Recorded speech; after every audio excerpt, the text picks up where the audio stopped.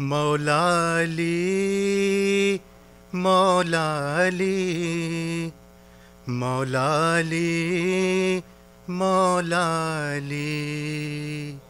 मुलजिम ने आज कैसी मुसीबत ये धाई है, दीने रसूल पाक की शम्मा बुझाई है।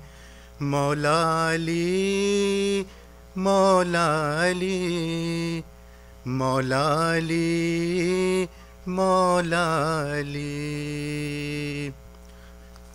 मस्जिद में हाय तूने नमाजी को मार कर, आए तूने नमाजी को मार कर, मस्जिद में हाय तूने नमाजी को मार कर। दुनिया में किस तरह की मुसीबत ये मचाई है, दीने रसूल पाक की शम्मा बुझाई है। मौला अली मौला अली मौला अली मौला अली। कूफे की हर गली में यही शोर शैन है, कूफे की हर गली में यही शोर शैन है, कूफे की हर गली में यही शोर शैन है। मुलजिम ने आज ज़रब अली पे लगाई है, दीने रसूल पाक की शम्मा बुझाई है। मौला अली मौला अली मौला अली मौला अली। ज़ख्मी पिदर को देख के हसनैन रो पड़े, ज़ख्मी पिदर को देख के हसनैन रो पड़े, ज़ख्मी पिदर को देख के हसनैन रो पड़े। ज़ैनब पुकारी ऐ मेरे नाना दुहाई है, दीने रसूल पाक की शम्मा बुझाई है। मौला अली मौला अली मौला अली मौला अली। आई सदाए गैब के मौला हुए शहीद, आई सदाए गैब के मौला हुए शहीद, आई सदाए गैब के मौला हुए शहीद। हर सिमत मोमिनों पे उदासी सी छाई है, दीने रसूल पाक की शम्मा बुझाई है। मौला अली मौला अली मौला अली मौला अली। कूफे की सब यतीम तड़पते हैं खाक पर, कूफे की सब यतीम तड़पते हैं खाक पर, कूफे की सब यतीम तड़पते हैं खाक पर।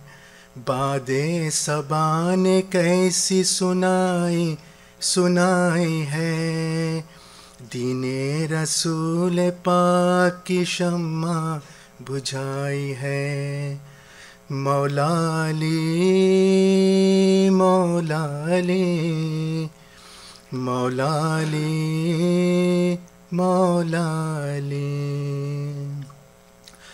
लर्जी ज़मीं हुसैन की आफ़ुगा के बाद, लर्जी ज़मीन हुसैन की आफ़ुगा के बाद, लर्जी ज़मीं हुसैन की आफ़ुगा के बाद। ज़ालिम ने तूने कैसी ख़यामत मचाई है, दीने रसूल पाक की शम्मा बुझाई है। मौला अली मौला अली मौला अली मौला अली। खूने अली को देख के रोती है कायनात, खूने अली को देख के रोती है कायनात, खूने अली को देख के रोती है कायनात। सजदे में रोज़ेदार ने तलवार खाई है। दीने रसूल पाक की शम्मा बुझाई है। मौला अली मौला अली। बच्चों के बयान सुन के मलाइक भी रो पड़े, बच्चों के बयान सुन के मलाइक भी रो पड़े, बच्चों के बयान सुन के मलाइक भी रो पड़े। रोया खुदाई पाक को रोई खुदाई है।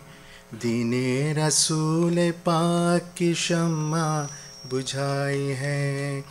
मौला अली मौला अली मौला अली मौला अली। सलमान।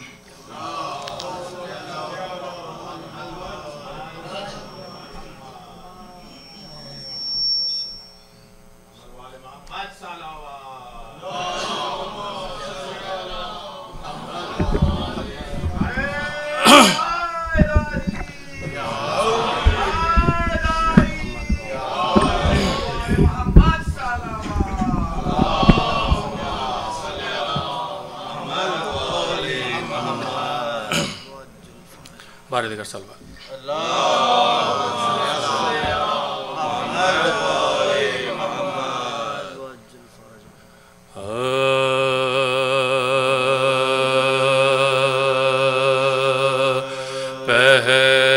पहले ये मान ले के हैं मुश्किल कुशा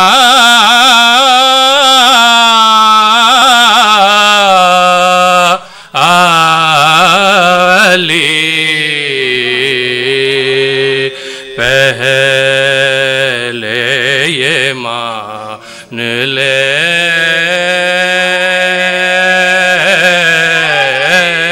के है मुश्किल कुशा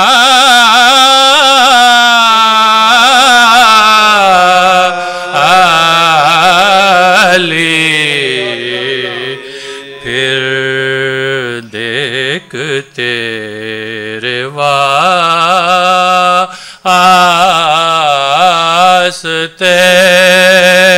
करते हैं क्या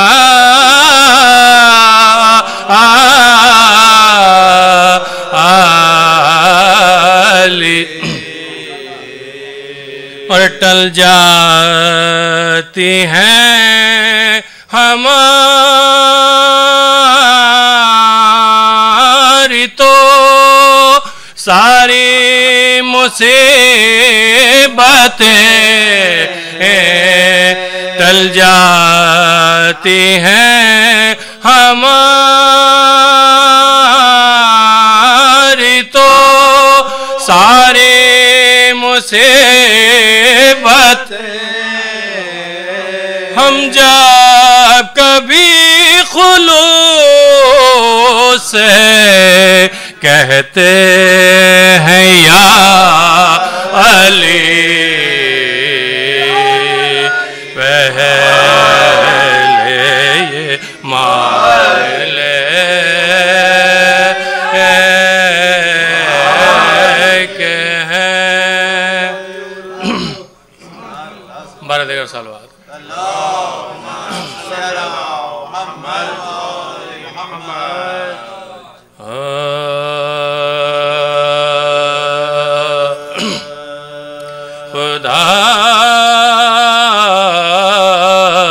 इस कदर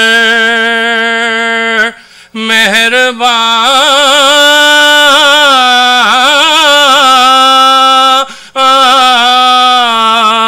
हो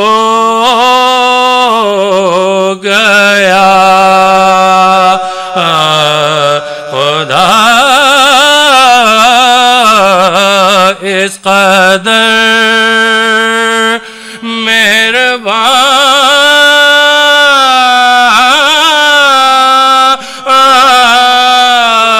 हो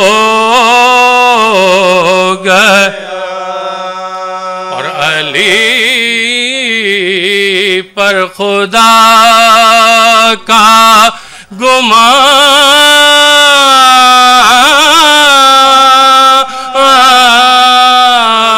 हो गया। ये बंदा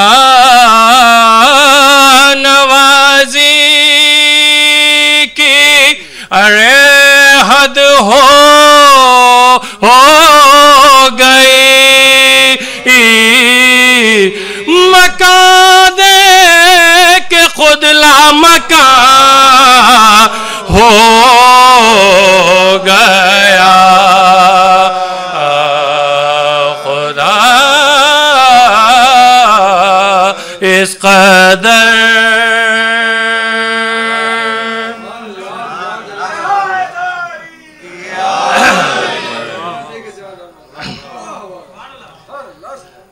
सोच के तो कुछ और कलाम आया था, मगर एक भाई ने पुराना शाहब काज़मी का कलाम है जो कि अक्सर पढ़ा करता हूँ, उसके 2-4 मिसरे, उसके बाद इंशाल्लाह मुख्तसर मरसिया और इंशाल्लाह नवाज़िश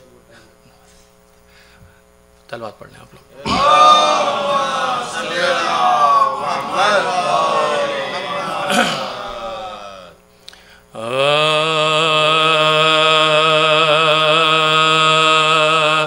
इस कदर बेताब है दिल करबला के वास्ते, इस कदर बेताब है दिल करबला के वास्ते। और हाथ उठे रहते हैं जब देखो दुआ के वास्ते। अरे हाथ उठे रहते हैं जब देखो दुआ के वास्ते। इस कदर बेताब दिल करबला के वास्ते। दो अगर उनको वसी ये मुस्तफा के वास्ते। अरे मुश्किलें देती फिरे मुश्किल कुशा के वास्ते। मुश्किलें देती फिरे मुश्किल कुशा के वास्ते। इस कदर बेताब है दिल करबला के वास्ते। और आके मजलिस में हुसैन इब्ने अली के नाम पर। आके मजलिस में हुसैन इब्ने अली के नाम पर। अरे साथ लेते जाओ कुछ रोजे जजा के वास्ते। अरे साथ लेते जाओ कुछ रोजे जजा के वास्ते। इस कदर बेताब है दिल करबला के वास्ते। अरे उल्फते हैदर अगर है जुर्म तो इस जुर्म में। अरे उल्फते हैदर अगर है जुर्म तो इस जुर्म में। अरे गर्दने हाजिर है साद सादियों से सजा के वास्ते, गर्दने हाजिर है सादियों से सजा के वास्ते। इस कदर बेताब है दिल करबला के वास्ते।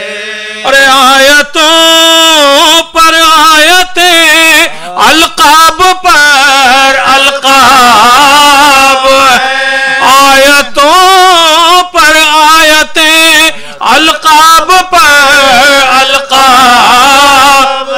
अरे कुल्ले ईमान के लिए शेर खुदा के वास्ते, अरे कुल्ले ईमान के लिए शेर खुदा के वास्ते। इस कदर बेताब है दिल करबला के वास्ते। और यूं तड़पते हैं मुहर्रम के लिए अहले अज़ा, यूं तड़पते हैं मुहर्रम के लिए अहले अज़ा। अरे हब्स में जैसे कोई तड़पे हवा के वास्ते, कदर बेताब है दिल करबला के वास्ते। इस कदर बेताब है दिल करबला के वास्ते। और मैं किसी का दिल जलाने के लिए कहता नहीं, और मैं किसी का दिल जलाने के लिए कहता नहीं। और या अली कहता हूँ मैं दिल की जिला के वास्ते, और या अली कहता हूँ मैं दिल की जिला के वास्ते। बेताब है दिल करबला के वास्ते। इस कदर बेताब है। मौला सलामत रखे आप लोग।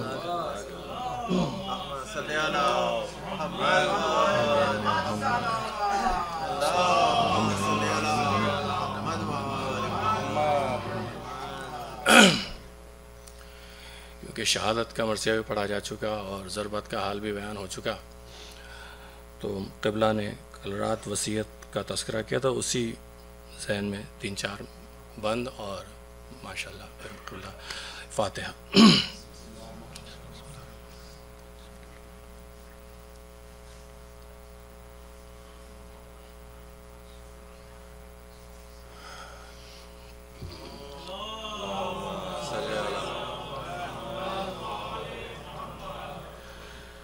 लो मोमिनो इमाम की रहलत करीब है, लो मोमिनो इमाम की रहलत करीब है। अरे हंगामे हश्र वक्त क़यामत करीब है, आका की तुम गुलामों से रुख़सत करीब है। अरे बाग़े जहाँ बैद है जन्नत करीब है, अरे बाग़े जहाँ बैद है जन्नत करीब है। सदमों से इंसो जिन्नों मलक जान खोएंगे, अरे आका हमारे मर गए ये कह के रोएंगे, अरे आका हमारे मर गए ये कह के रोएंगे। और लेते थे करवटे जो अली कह के अरे सब चुप खड़े थे रंज से हरी हालत तबाह। अरे रूमाल जख्म सर पे हिलाता था कोई लिपटा के सीने से सरे ज़ैनब को रोइशा, लिपटा के सीने से सरे ज़ैनब को रोइशा। और तागैर हाल सरवरे अर्शे ते शाम का, और चूमा गला हुसैन अलैहिस्सलाम का, और चूमा गला हुसैन अलैहिस्सलाम का। उम्मुल बनीन दौड़िए अब्बास से का, और बेटा चलो सबों को बुलाते हैं मुर्तज़ा, और यूं आइले के साथ कयामत हुई बपा। अपना भी सर बरना पिसर भी बरना पा, अरे अपना भी सर बरना पिसर भी बरना पा। अरे मुंह पर मली तिका यतीमा नजामता, और पर में सिया लिबास था काला अमामत, और पर में सिया लिबास था काला अमामता। और फरमा चुके जो सबको वसीयत मामे, और अब्बास को गले से लगाया बलाएं ली, और बोले सिवा है उम्र में शाबे शक नहीं, इनका रहे ख्याल मगर मेरे माजबे, और इनका रहे ख्याल मगर मेरे माजबे। इनमें न हो कसूर वफा के जो काम है, अरे होशियार तुम हुसैन से अब हम तमाम है, अरे होशियार तुम हुसैन से अब हम तमाम है। अरे अब्बास से ये कहते ही चुप हो गए अली, अरे तकबीर गश में है दरे करार ने कही, अरे ज़ैनब हुई यतीम क़ज़ा मुर्तज़ा जाने की, अरे वह हसरता के रो बदन से निकल गए, अरे वह हसरता के रो बदन से निकल गए। अरे दोनों जहां के मालिकों मुख्तार मर गए, अरे आई निदा के हैदर कर्रार मर गए, अरे आई निदा के हैदर कर्रार मर गए। लो मोमिनों के इमाम की। वाला आप लोगों को सलामत रखे, खुश रखे गाड़ी में।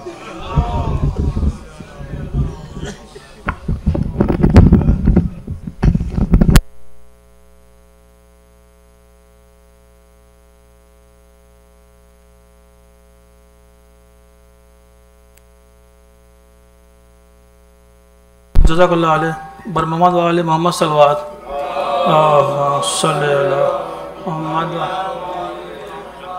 इंशाल्लाह कमिंग फ्राइडे जुलाई 10 को योम क़ुद्स है।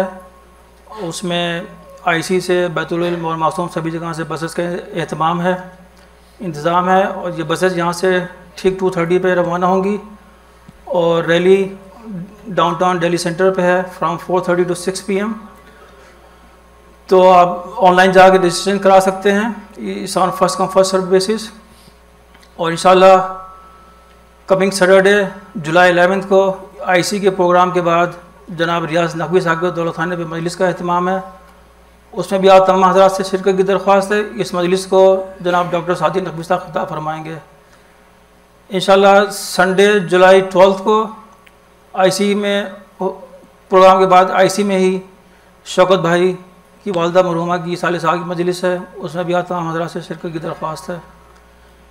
इन मजालिस का सिलसिला जो संडे से शुरू हुआ था, आज उसकी आखिरी मजलिस है। इंशाल्लाह कल यहाँ पे अमाल शब क़द्र हैं, जो नमाज मगरिबैन इफ्तार उसके फ़ौरन बाद शुरू हो जाएंगे, नो डिले। तो उसमें भी तमाम हज़रात से शिरकत की दरख्वास्त है। अगर आपके पास किताब है वो अमाल वाली आपके घर पे, तो उसे आप अपने साथ लेते आएँ। क्योंकि माशाल्लाह लोग ज़्यादा आएंगे और किताबें बुक्स इतनी नहीं हैं। वैसे भी प्रोजेक्टर भी है, लेकिन अगर आप पढ़ना चाहते हैं मज़ीद तो आप अपने साथ लिया तो बेहतर होगा। बर मोहम्मद व आले मोहम्मद सल्लल्लाहु सल्ली अला मोहम्मद। जो मुनीन पीछे बैठे हैं हस्बे आदत, जो आगे बैठे हैं उनसे मज़ीद कि और थोड़ा आगे आ जाएं। इससे पहले मौलाना साहब को दावत में बढ़ दूँ। कल का आप हशर पीछे देख चुके हैं क्या हुआ था, ना पीछे बैठने की जगह थी और लोग काफ़ी आगे जगह दे के बैठे हुए थे। बर मोहम्मद व आले मोहम्मद सल्लल्लाहु सल्ली अला मोहम्मद। ज़माना आए काबे में अली का मर्तबा देखे, ज़माना आए काबे में अली का मर्तबा देखे, और सरे दोषे पैगंबर आज उसके नक्शे पा देखे। ज़माना आए काबे में अली का मर्तबा देखे, और सरे दोषे पैगंबर आज उसके नक्श पा देखे। और ये मंज़र कितना दिलकश है कि पत्थर के खुदाओं को, ये मंजर कितना दिलकश है कि पत्थर के खुदाओं को नुसैरी का खुदा तोड़े और मोहम्मद का खुदा देखे। ये मंजर कितना दिलकश है कि पत्थर के खुदाओं को नुसैरी का खुदा तोड़े और मोहम्मद का खुदा देखे। और इसी साथ मुल्तमिस हूँ जनाब मौलाना सैयद महबूब दियाबती अल नजवी साहब से कि वो आएँ और बरनों के फ़रोज़ मेंबर बावाज़ बुलंद नारे सलवात।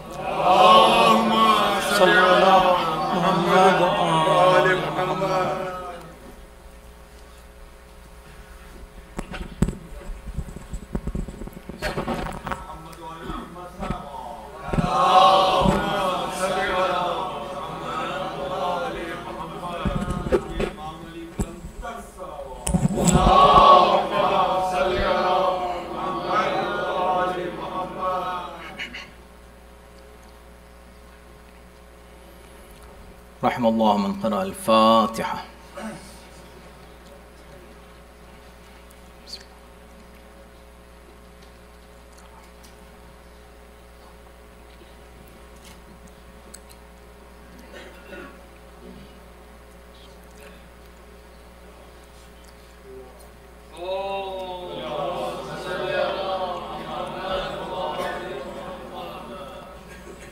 मजलिस से पहले बस एक दुआ करनी है उन बच्चों के लिए जिन्होंने बहुत ही शानदार, बहुत खूबसूरत, बेहतरीन मजलिस मुनक़िद की अभी मगरिब से पहले। जो हज़रात शरीक थे उन्होंने देखा, जब कभी इस तरह का ऐलान हो कि मजलिस है यूथ की तो उसको इग्नोर न किया कीजिए। कहने को यूथ की मजलिस होती है, लेकिन जो रूहानियत वाक़ईन उस मजलिस में होती है वो मुश्किल से आपको किसी और मौके पर मिल सकती है। शुरू से आखिर तक बच्चों ने मरसिया से लेकर नौहे और ज़ियारत तक इन बच्चों ने जिस अंदाज से मौलाए कायनात से इजहार मोहब्बत किया और नजरान अक़ीदत पेश किया, वो इंतहाई काबिल तारीफ़ और काबिल फ़ख्र है हम सब के लिए। संडे स्कूल की ये बरकतें हैं और संडे स्कूल में जो टीचर्स हैं उनकी बरकतें हैं और पेरेंट्स जो अपने बच्चों की अच्छी तरबियत कर रहे हैं उनकी बरकतें हैं।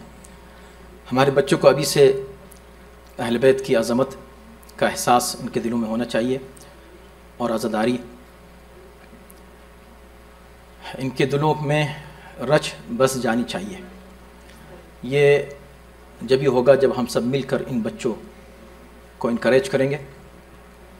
और इसमें ख़ास तौर पर काबिल तारीफ़ हैं हमारी सिस्टर सदफ़ जाफ़री साहिबा, जो मुसलसल बच्चों के लिए इस तरह का इंतज़ाम करती हैं और काफ़ी मेहनत होती है इसमें बच्चों को प्रिपेयर करने में, तैयार करने में, अरेंज करने में। परवरदिगार उनको और तमाम उन हज़रात को जो इसमें किसी तरह भी हिस्सा लेते हैं और बच्चों की तरबियत में और हमारे मुआशरे की इस्लाह में किसी तरह भी कोशिश करते हैं, परवरदिगार इंशाअल्लाह उनको अजर जज़ील दुनिया आखिरत में करामत फरमाए।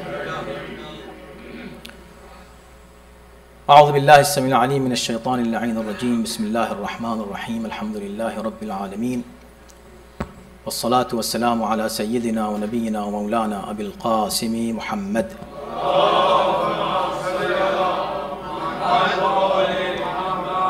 व आलिहि अत्तय्यबीन अत्ताहिरीन अल-मासूमीन व लअनतुल्लाहि अला अअदाइहिम अजमईन।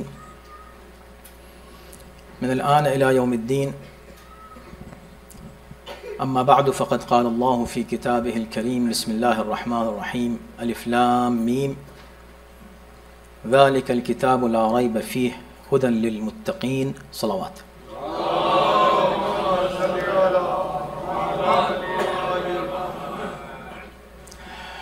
बहुत ही वसी मौजू लेकर हम चले, लेकिन ज़ाहिर सी बात है कि दीन के ताल्लुक़ से जो भी मौजू आप इख्तियार करें उसमें बड़ी वसअतें होती हैं, और कितना ही वक्त आप सर्फ करें कोई दावा नहीं कर सकता कि मैंने मौजू का हक़ अदा कर दिया।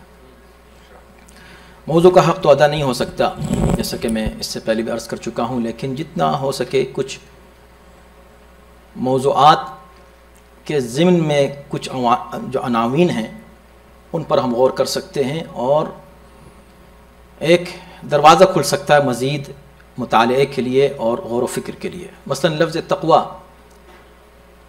जिस पर हम गुफ्तगू कर रहे थे, हकीकत तक़वा और मुत्तक़ीन, ये बहुत मुफस्सल है मौजू। अभी हमने ना तक़वा पर ठीक से गुफ्तगू की और ना ही मुत्तक़ीन पर हम गुफ्तगू कर सके, लेकिन जितना भी बात हुई वो एक तरह का तज़क्कुर था, एक रिमाइंडर हर एक के लिए कि तक़वा की अहमियत क्या है।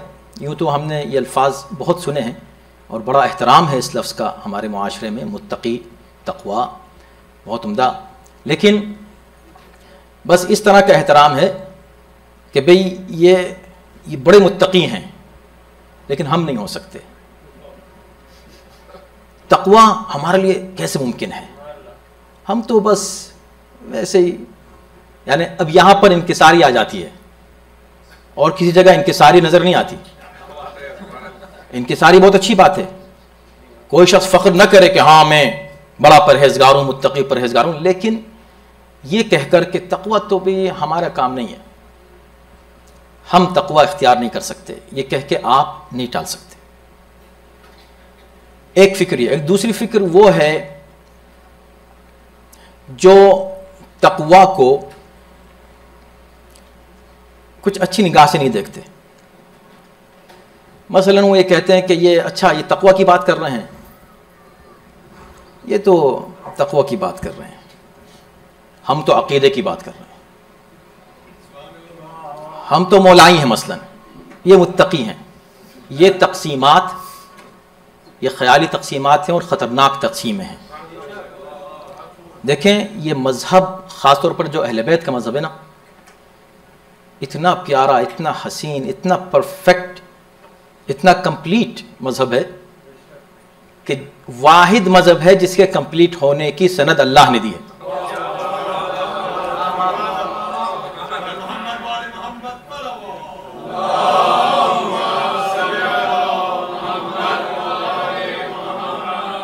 यानी कि कहने को हम ये कहते हैं कि किसी भी मजहब की किताब में कोई ऐसी आयत, कोई ऐसा वर्स, कोई ऐसा सेंटेंस नहीं है जो उनके मजहब के एतबार से उनके लिए ये दावे का मौका दे रहा हो कि हमारा मजहब परफेक्ट है, कंप्लीट है, अलावा इस्लाम के। सिर्फ इस्लाम की किताब वो है कि जिसमें एक ऐसी आयत है जिसमें इस्लाम ने यह दावा किया है कि अल-यौम अकमलतु लकुम दीनकुम, दीन मुकम्मल हो गया। तो सिर्फ मुसलमान फख्र कर सकता है कि मेरा दीन मुकम्मल है। मैं फिर इसको दोहराऊंगा, सिर्फ मुसलमान फख्र कर सकता है कि मेरा दीन मुकम्मल है। इसको पलट दें, जिसका दीन मुकम्मल है वही मुसलमान है। बात शायद में पहुंचा नहीं सका, जिसका दीन मुकम्मल है वही मुसलमान है, और दीन उसी का मुकम्मल है जो इस आयत के मफहूम को समझता है कि भाई दीन मुकम्मल कब हुआ, मुकम्मल कैसे हुआ दीन, कब अल्लाह ने ऐलान किया कि आज दीन मुकम्मल हुआ। अगर उस तकमील दीन का जो सबब था उसको कोई छोड़ दे तो उसका दीन मुकम्मल नहीं है। दीन मुकम्मल नहीं है तो मुसलमान नहीं है। तो हमको फतवा देने की जरूरत ही क्या है किसी को?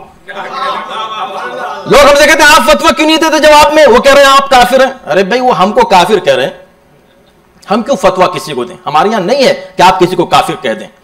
अशहदु अन ला इलाहा इल्लल्लाह अशहदु अन्ना मुहम्मदुर रसूलुल्लाह जिसने कहा, जाहिरी एतबार से हम उसको मुसलमान मानेंगे। रहा यह कि वो क्या है ये हम फतवा नहीं देंगे, ये खुदा उनको क्या कह रहा है, कुरान उसको क्या कह रहा है, नबी क्या कह रहे हैं, अली क्या कह रहे हैं, वो जो कह रहे हैं वही काफी है उनके लिए। हम कौन है कुछ किसी को कहने वाले, है कि नहीं? तो इन तमाम मसाइल को जहन में रखें कि एक दूसरे को ब्लेम कर कर ग्रुपिंग, ये सबसे खतरनाक शय है।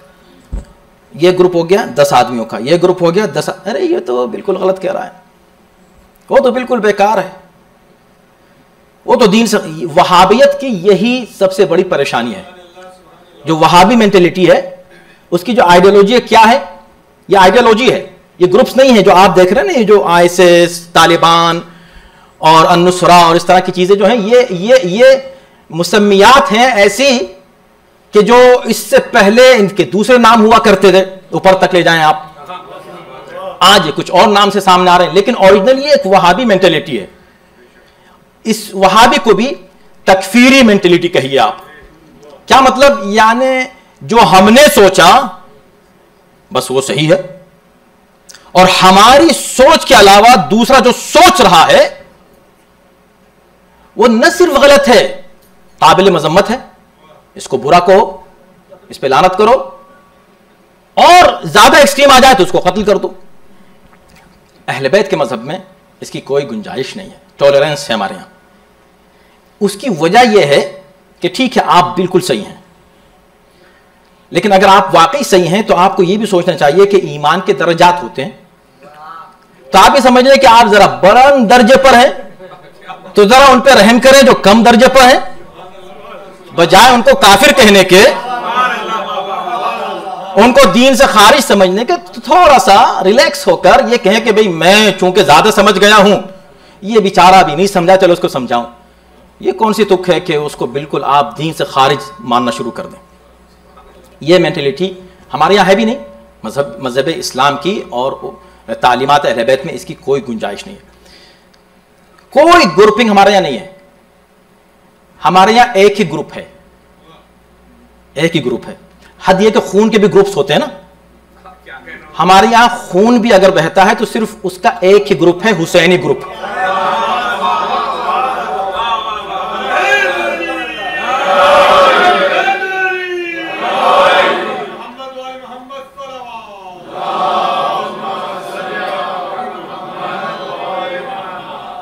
कोई ऐसी बात न करें कि आपके किसी एक लफ्ज से या एक लिखने से या एक बोलने से कहीं दो आदमियों में इफ्तराक हो जाए, दो आदमियों में, चाहे के दो ग्रुप्स में, चाहे के दो सेंटरों में, चाहे के दो कम्युनिटी के अफराद में। अस्तगफिरुल्लाह, कोई रीज़न आप इफ्तराक का बिल्कुल नहीं बने, इसकी कोई गुंजाइश इस्लाम में नहीं है। इसके बरअक्स आपको क्या करना चाहिए? हमारा जो है मौजू क्या है? तक़वा। देखिए, तक़वा का जो फ़ायदा है उसके बहुत से फ़वाइद हैं, और आज जाहिर सी बात है कि आखिरी मजलिस से मैं आपकी खिदमत में जो कुछ अर्ज़ कर सकूँगा, और मुझे एतराफ़ है कि गुज़िश्ता मजालिस में भी मैंने जितना भी अर्ज़ किया, बहुत से मौज़ूआत को बहुत जल्दी जल्दी पेश करने में बहुत सी बातें रह गई हैं। अगर कोई सवाल किसी के जहन में रहे तो मुझसे खुद बराह रास्त पूछ लें। तक़वा के ज़ाती फ़वाइद हैं, पर्सनली आपको फ़ायदा होगा तक़वा का। तक़वा के बारे में मत सोचें कि तक़वा तो उसका काम है, वो जिनके पास बहुत टाइम है वो तक़वा। जी नहीं, ऐसा नहीं है। कोई भी इंसान, एक आम इंसान मुत्तकी हो सकता है, और एक कोई आलिम दीन, बज़ाहिर जो आलिम दीन हो दुनियादार हो सकता है। एक आलिम गैर मुत्तकी हो और एक आम इंसान मुत्तकी हो, नहीं हो सकता? हो सकता है, इसलिए कि लिबास से नहीं होता मगर लिबास से होता है। लिबास से नहीं होता मगर लिबास से होता है। क्या मतलब? कुरान ने एक अजीब ताबीर पेश की है तक़वा की। कुरान ने तक़वा को लिबास करार दिया है। व लिबासु तक़वा ज़ालिका खैर, सबसे बेहतरीन लिबास तक़वा का लिबास है। लिबास क्या करता है? आप क्यों पहनते हैं लिबास? जिस्म के अयूब को छुपाता है, गर्मी सर्दी की अजियतों से बचाता है, धूल से, मैल से, गंदगी से आपको महफूज रखता है। इसको कहते हैं लिबास। यह है लिबास। खुदा कहता है कि सब लिबास सही हैं, मगर सबसे बेहतरीन लिबास तकवा का लिबास है। सबसे बेहतरीन तुम्हारी हिफाजत करने वाला कौन है? तकवा। तकवा से बेहतर तुम्हें हिफाजत किसी और शे के जरिए से, किसी भी लिबास से नहीं हो सकती। तो लिबास तकवा ज़ालिका खैर। हर वक्त हर मोमिन को लिबास तकवा में रहना है। तकवा बड़ा मुश्किल है, मुश्किल उतना ही मुश्किल है जैसे मैंने आपकी खिदमत में अर्ज किया कि तकवा के लिए आपको एक काम करना है, बस गुनाह ना करें, दैट्स इट। दूसरी और कोई बात नहीं है इसमें शामिल, गुनाह ना करें। अब गुनाहों की तो बड़ी लंबी फहरिस्त है, जी नहीं।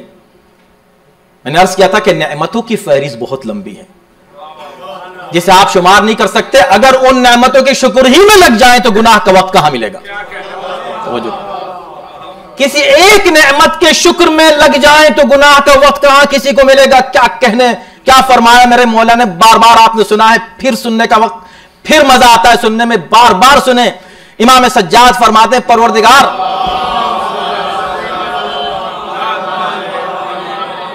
मैं तेरा शुक्र कैसे अदा करूं? मा मिन अहदिन यबलुगु गायत शुक्रिक इल्ला लज़िम लहू मा यूजिबुहु शुक्रा इल्ला लज़िम लहू मिन इहसानिक मा यूजिबुहु शुक्रा। परवरदिगार, अभी कोई शख्स जो तेरा शुक्र अदा करना चाहता है, उसने शुक्र पूरा भी नहीं किया कि इस शुक्र ही के दरमियान उसे एक और ऐसी नेमत मिल गई जिस पर शुक्र करना वाजिब हो गया, तो शुक्र कैसे करेगा? फिर फरमाते हैं, या अल्लाह, अगर मेरा शुक्र अदा कर भी दूं तो जैसे मैं शुक्र कहूंगा इस शुक्र की तौफीक पर एक और शुक्र वाजिब हो जाएगा कि या अल्लाह तेरा शुक्र है, तूने मुझे शुक्र की तौफीक दी। अच्छा, ये जो दूसरा शुक्र किया था इसका भी शुक्र, अब जो तीसरा शुक्र मैंने किया इसका भी शुक्र, करते रहो शुक्र शुक्र शुक्र। उस पहली नेमत का शुक्र अदा नहीं हो सका। इतनी नेमतें हैं, फुर्सत किस इंसान को है कि वो गुनाहों में पड़कर अल्लाह की नेमतों को भूल जाए? तो तकवे का मतलब क्या है? जुल्म ना करो, गुनाह ना करो। इसलिए कि गुनाह ही को कुरान ने जुल्म कहा है। कुरान ही वमन यतअद्द हुदूदल्लाह फउलाइका हुमुज़ ज़ालिमून, जो शख्स भी अल्लाह की मुअय्यन करदा हुदूद को पार कर जाए वही जालिम है। किसी भी हद, यानी अल्लाह ने कहा यह हलाल है, यह हराम है, इससे आप आगे बढ़ जाएं, हलाल को हराम, हराम को हलाल कर दें तो जालिम है, जालिम गुनहगार हैं। और इसी तरफ अल्लाह ने इशारा किया था कि ला यनालु अहदिज़ ज़ालिमीन, मेरा ओहदा जालिमों को नहीं मिलेगा। छोटे से छोटे गुनाह करने वाले को मेरा ओहदा नहीं मिल सकता। इमामत उसको मिलेगी जिसने कभी जुल्म न किया हो, कभी कोई जुल्म, छोटे सा जुल्म यानी छोटा सा गुनाह भी जिसने नहीं किया, मासूम हो, इमामत उसको मिलेगी। और फिर इन गुनाहों में सबसे बड़ा गुनाह क्या है? शिर्क है। तो जब छोटे गुनाह करने वाले को इमामत नहीं मिल सकती तो जिसने 40 साल तक बड़े गुनाह किए हो उसको इमामत कहां से मिल जाएगी? ये तमाम पैगामात हैं जो कुरान आपको बैन सुतूर दे रहा है। अब आइए हम ये देखें कि भाई तकवा, तो इसका मतलब ये हुआ कि ऐसा नहीं है कि हम तकवा को समझे, नहीं, तकवा तो सिर्फ उनका काम है, वो जो मौलाना वहां बैठे हैं बस वो तकवा। वो जो मौलाना बैठे हुए हैं हो सकता है नहीं हो मुत्तकी, जरूरी नहीं है। ये लिबास मुत्तकी नहीं बनाता, इल्म बेशक मुत्तकी बनाता है। इन्नमा यख्शल्लाह मिन इबादिहिल उलमा, कुरान कहता है कि सिर्फ उलमा अल्लाह से डरते हैं। बस उलमा का मतलब ये नहीं कि जो किसी हौजे में पढ़कर आए हों, यानी जिसके पास जितना इल्म है, मारिफत है अहले बैत की, अल्लाह की, रसूल की, कुरान की जितनी मारिफत है उतना उसके पास तकवा होना चाहिए। और जितना इल्म उसका बढ़ता जाएगा उतना उसका तकवा बढ़ता चला जाएगा। यह इंडिविजुअल फायदा हुआ तकवा का। तो कोई शख्स ये ना कहे कि मैं मुत्तकी नहीं बन सकता। हाँ, सख्त है, मुश्किल है, जाहिर सी बात है कि गुनाहों से बचना मुश्किल है, लेकिन उसमें आपको हर वक्त कोशिश करना है। और इसमें जो हुकूक हैं, गुनाह की जो किस्में हैं, 3 बुनियादी किस्में हैं। एक वो गुनाह है जो अल्लाह के खिलाफ बराह रास्त इंसान करता है, नमाज नहीं पढ़ी तो उसने किसी और का हक नहीं मारा, बस नमाज नहीं पढ़ी। एक वो है जो उसने किसी की दिलाजारी की, किसी की गीबत कर दी, किसी का हक मार लिया, किसी से कर्जा लेके वापस नहीं दिया, किसी का माल छीन लिया, किसी को अजियत दे दी, किसी का दिल दुखा दिया, ये दूसरा है। और तीसरे खुद इंसान अपने नफ्स पर जुल्म करता है। इन तमाम अक़साम को कुरान ने अलग अलग तरीके से बयान किया। इनमें सबसे खतरनाक जुल्म वो है जो इंसान दूसरों पर करता है। सबसे बड़ा गुनाह वो है जो इंसान दूसरों के ताल्लुक से करता है। इसलिए कि बाकी जो गुनाह है जो अल्लाह के खिलाफ किया और अपने खिलाफ किया उसकी माफी हो जाती है, लेकिन अगर किसी और के खिलाफ कोई गुनाह किया है उसकी माफी नहीं हो सकती जब तक वो ना माफ करे जिसके खिलाफ ये गुनाह किया गया था। तो मैं जल्दी से इस मरहले से गुजर गया। तो पहला तक़वा का मरहला क्या है? इंडिविजुअल। फवाइद इसके आपको बहुत मिलेंगे। एक फायदा मैंने आपके सामने कल बयान किया था, एक उसी सूरह तलाक़ी की आयत नंबर 4 में, फिर आयत नंबर 5 में अल्लाह ने कहा कि वमन यत्तक़िल्लाह यजअल लहू मिन अम्रिही युस्रा। जो शख्स तक़वा इख्तियार करे उसके बिगड़े हुए काम बहुत आसानी से हल हो जाते हैं। है ना, लोग तावीज़ मांगते हैं कि भाई मेरा ये काम बिगड़ गया है, मेरी ये मुश्किल खड़ी हुई है, जरा तावीज़ लिख के दे दीजिए। लिख के जेब में रखने से वो असर नहीं होता, जो अमल करने से असल होता है। ये कुरान कह रहा है सामने कि देखो ये मिन अम्रिही युस्रा, यानी आसान कर देंगे हम उनके उमूर को। किसके? जो इंसान तक़वा इख्तियार करे। खुदा से डर के देखो, कभी किसी पर जुल्म करने वाले हो उस जुल्म को रोक लो थोड़ा सा अपने ऊपर कंट्रोल करके, और फिर देखो थोड़ी देर के बाद, कुछ दिन के बाद उसका नतीजा कितना हसीन और प्यारा तुम्हारे लिए हक में निकलता है। इसका तजुर्बा कभी किसी मौके पर आपने जरूर किया होगा, मुसलसल करते होंगे, लेकिन अगर किसी ने नहीं किया तो करके देखे कि किसी को माफ करके देखो, किसी को माफ करके देखो, फिर देखो कि अल्लाह तुम्हारे लिए कैसे रास्ते खोलता है। किसी के खिलाफ तुम्हारे जहन में कोई गैज़ व गज़ब की कैफियत तारी हुई तुम्हारे ऊपर, उसको जरा कंट्रोल करके देखो। ये तब दूसरों के हुकूक अदा करके देखो, फिर देखो कि अल्लाह तुम्हारे लिए रास्ते कैसे खोल। यह है तक़वा। अब आइए इज्तिमाई तक़वा। मुआशरे में तक़वे का असर क्या होता है? मुआशरे में जो असर है तक़वा का, उसका जिक्र भी कुरान ने मुताअद्दिद जगह किया है, जिसमें से एक तो वो बहुत ही मशहूर आयत है जो आप मुसलसल सुनते हैं। इतने लोग यहां बैठे हैं, सब मोहतरम हैं, सब काबिल एहतराम हैं, लेकिन जाहिर सी बात है कि इनमें कुछ ऐसी बुजुर्ग शख्सियतें भी हैं कि जब आते हैं तो हम सब उनकी ताज़ीम के लिए खड़े हो जाते हैं। बुजुर्ग हैं, बड़े हैं, काबिल एहतराम हैं, उनकी खिदमात हैं, या मसलन आलिम दीन हैं, तशरीफ़ लाए तो हम ताज़ीम के लिए खड़े हो गए। क्यों? इसलिए कि हम उनकी इज्जत कर रहे हैं। कि हम उनकी इज्जत कर रहे हैं, कर भी रहे हैं, हमारे सामने में यार वही दीन है, लेकिन हमारी नजरें देख रही हैं सिर्फ। अल्लाह की नजर में इस मजमे में कौन मोहतरम है? खुदा ही जाने। इसलिए हदीस है कि देखो अल्लाह ने अपने दोस्तों को आम इंसानों में छुपा दिया है, लिहाजा सोच समझ के लोगों से बात करना। ऐसा ना हो तो कि तुम अल्लाह के किसी वली से लड़ने पर बैठ जाओ। अल्लाह ने अपने वली को, अपने दोस्तों को दो लोगों में, आम लोगों में छुपा दिया है। कोई भी अल्लाह का वली हो सकता है, आप समझ रहे हैं पता नहीं ये कौन है, उससे आप लड़ गए, उसको क्या आपने दिल आजारी कर दी, आपको पता नहीं कि आपने वलीउल्लाह से इख्तिलाफ कर लिया। ये अहादीस है, ये रिवायात है। अब इनमें कौन सबसे बेहतर है? लेकिन या अल्लाह तूने तो छुपा दिया है, अब हमारी नजरें क्या देखें? तो खुदा ने फरमाया इन्न अकरमकुम इंदल्लाहि अत्काकुम। अल्लाह की नजर में तुम में सबसे साहिब एहतराम कौन है? जो साहिब तकवा है, जिसका तकवा बुलंद है, अल्लाह की नजर में उसका मकाम बुलंद है। अभी तो तकवा है ना, तकवा है। जितना तकवा बुलंद होता जाता है उतना इंसान का मकाम बुलंद होता जाता है। यही तकवा जब आखिरी मंजिल पर पहुंच जाए, अब तकवा से आगे अब कोई मंजिल तकवा की न रह जाए, तकवा की जो हद जहां खत्म होती है वहां से इस्मत की हद शुरू होती है। जब मुत्तकी का इतना मकाम अल्लाह की नजर में है तो इमामुल मुत्तकीन का मकाम अल्लाह की नजर में क्या होगा? मासूमीन का मकाम अल्लाह की नजर में क्या होगा? इन अक्रमकुम, तुम्हारे नजर, अल्लाह के तुम्हारी नजर में तो हो सकता है कोई पैसे वाला हो सकता है मजमे वाला हो सकता है बड़ा खानदान वाला, हो सकता है कोई पॉलिटिकल इंसान। तुम्हारी नजर में तो मुख्तलिफ तुम्हारे क्राइटेरिया हैं कि तुम किसको कितना मोहतरम समझते हो। अल्लाह की नजर में इन अक्रमकुम इंदल्लाहि अत्काकुम, जो सबसे ज्यादा मुत्तकी है, बहुत मामूली बिज़ाहिर तुम्हारी नजर में इंसान होगा, अल्लाह की नजर में वो मुहतरम व मुकर्रम है। ये मुआशरती उसके असरात आप देखें कि इंसान, और फिर अल्लाह साहिब तकवा को इज्जत देता है और इज्जत मिलती है। वाकई आप अल्लाह के दीन की खिदमत करके देखें, फी सबीलिल्लाह, उसमें कोई पॉलिटिक्स ना हो,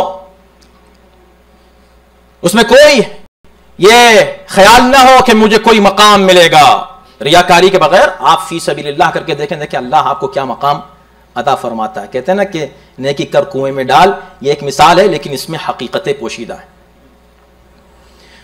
अब मैं जब यहां तक पहुंचा, एक और आयत आपके सामने पेश करूं मुआशरती इसके फायदे की, मगर यह आयत अब मैं उस अजीम शान ज़ात गिरामी के हवाले से पेश करूंगा जिसके लिए आज आप यहां जमा हुए हैं। देखें मेरे दोस्तों, यह अजीब मैंने मौजू इख्तियार किया वाकई, और इसमें इतनी चीजें हैं कि मैं क्या बयान करूं क्या छोड़ दूं। देखें, किसी भी शख्सियत के जो अहकाम हैं और उसके जो फरामीन हैं, उसके जो ऑर्डर्स हैं, उसके जो भी नसीहतें हैं, सबसे अहम नसीहत वो होती है जो आखिरी मौके पर उसकी ज़बान पर जारी हो। ये बात सही है ना? यानी वसीयत में जो कुछ कोई शख्स लिखता है वो उसकी ज़िंदगी की ख्वाहिशात का खुलासा होता है। इसी वजह से जो शख्स आखिरी वक्त में किसी को रिजेक्ट करे, उससे बदतर कायनात में कोई नहीं हो सकता, और जितने बड़े इंसान को रिजेक्ट करेगा उतना ही वो बदतर करार पाएगा। तयशुदा है ना भाई, मजमा तो समझता है जो मैं कह रहा हूं। तो आखिरी वक्त में जो रिजेक्ट करे किसी को, वो बहुत ही खतरनाक है। पैगंबर इस्लाम ने भी वसीयतें की हैं। वसीयत यानी आखिरी ख्वाहिश। अरे भाई, आज की दुनिया का हर कौम, हर मुल्क, हर कानून, कातिल तक, मुजरिम तक अगर कोई हो, उसकी भी आखिरी ख्वाहिश का एहतराम किया जाता है। किया जाता है कि नहीं? सजा देने से पहले तुम्हारी आखिरी ख्वाहिश क्या है, उसकी आखिरी ख्वाहिश का एहतराम होता है। कैसा है ये मुसलमान कि उसने अपने नबी की आखिरी ख्वाहिश का कोई एहतराम नहीं किया। एक ख्वाहिश की थी कि कलम दे दो, नहीं मिला, कलम नहीं मिला। लेकिन हां, कलम तो नहीं मिला, मगर इनकी जिंदगी में हमेशा अलिफ से अलम रह गया, इसलिए कि कभी इन्होंने अलम को रिजेक्ट किया, कभी कलम को रिजेक्ट किया, और यही दो इल्म की अलामतें हैं, यही दो कामयाबी की अलामतें हैं। अब वसीयत है पैगंबर इस्लाम की आखिरी वसीयत है। जिस कौम ने, जिस फिरके ने पैगंबर इस्लाम की आखिरी वसीयतों को रिजेक्ट किया, उनका हाल आप देख रहे हैं कि क्या है। देखिए, बहुत बड़ी बात मैं कहने जा रहा हूं आपके सामने, ठीक है, और इसमें कोई दो राय नहीं है, कम से कम इस मजमे में। यानी सब ये समझते हैं कि आज मुसलमानों की जिल्लत खारी का सबब यह है कि उन्होंने पैगंबर इस्लाम की लास्ट विल का ख्याल नहीं किया। अब आइए इस कौम को देखें। इस कौम ने किया कहां? बिल्कुल, इन्नी तारिकुन फी क़ौमिन थक़लैन, तो बिलाशुबहा उसकी उस पैगाम को इस कौम ने कबूल किया। कबूल किया तो अल्हम्दुलिल्लाह बाइज्जत है, सही है। अब इस कौम की रहबरी उसी वसीयत के एतबार से किसके किसके इख्तियार में है? अब कौन है इसका रहबर? ज़ाहिर है अमीरुल मोमिनीन, और उसके बाद फिर तमाम आइम्मा। अमीरुल मोमिनीन की भी कोई ख्वाहिश है कि नहीं आखिरी? उनकी भी कोई वसीयत है कि नहीं आखिरी? कभी इंशाअल्लाह मौका मिला तुम्हें मजमून यही मौजू करार देंगे कि भाई इमाम की आखिरी वसीयतें क्या हैं। लेकिन इस वक्त इतना है कि जरूर जाके पढ़ें, इस वक्त इंटरनेट पे ये अवेलेबल है, आप जाके पढ़ लें। अमीरुल मोमिनीन ने अपनी वसीयतों में जिन बातों का जिक्र किया है, उनमें से एक आयत है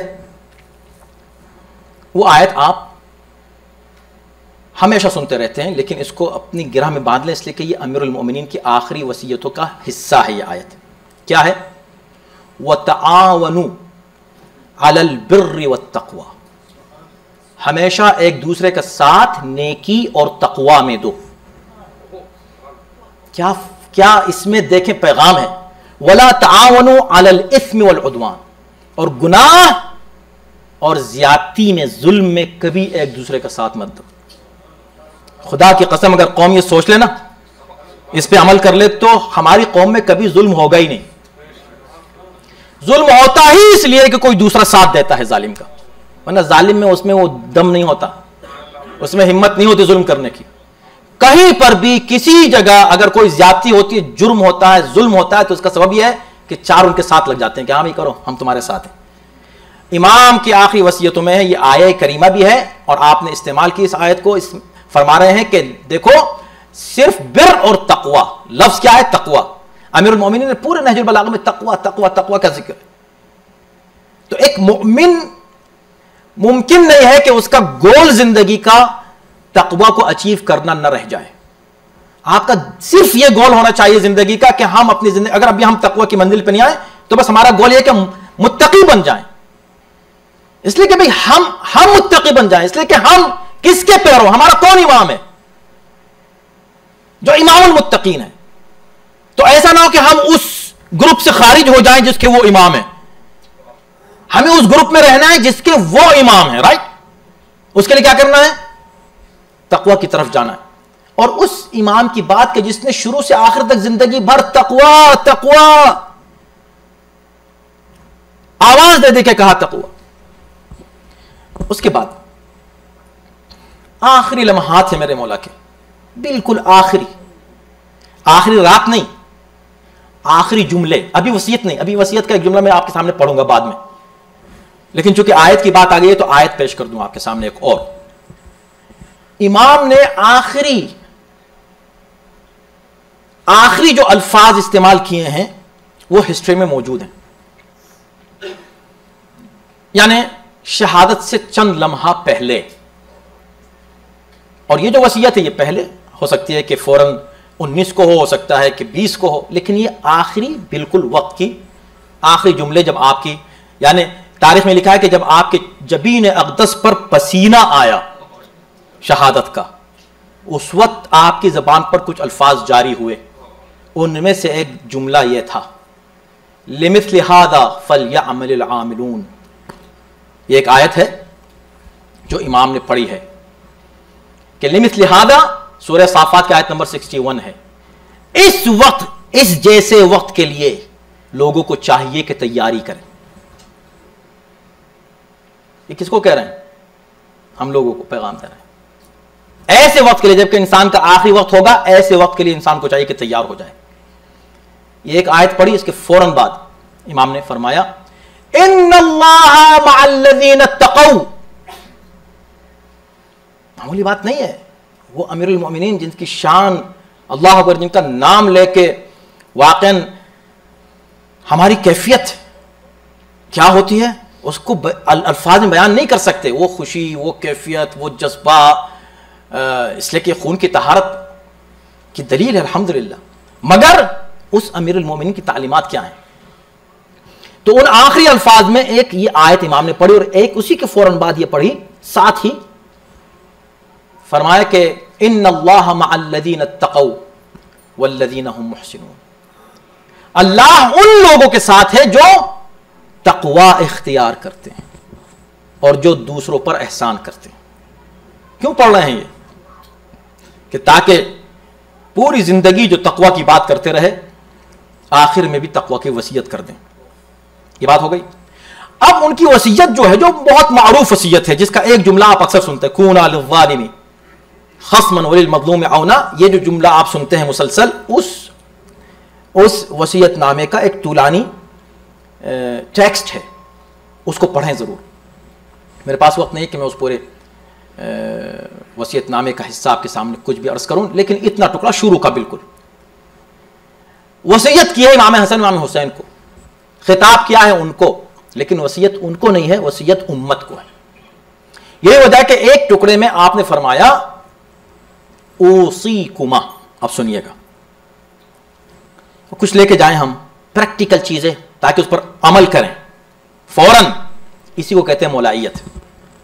ऊसीकुमा, मैं तुम दोनों को वसीयत करता हूं, व जमीआ वुल्दी, और अपने तमाम औलादों को, व अहली, अपने तमाम घर वालों को, वमन बलगहु किताबी हादा, और जिसे भी कभी मेरी ये वसीयत पहुंच जाए।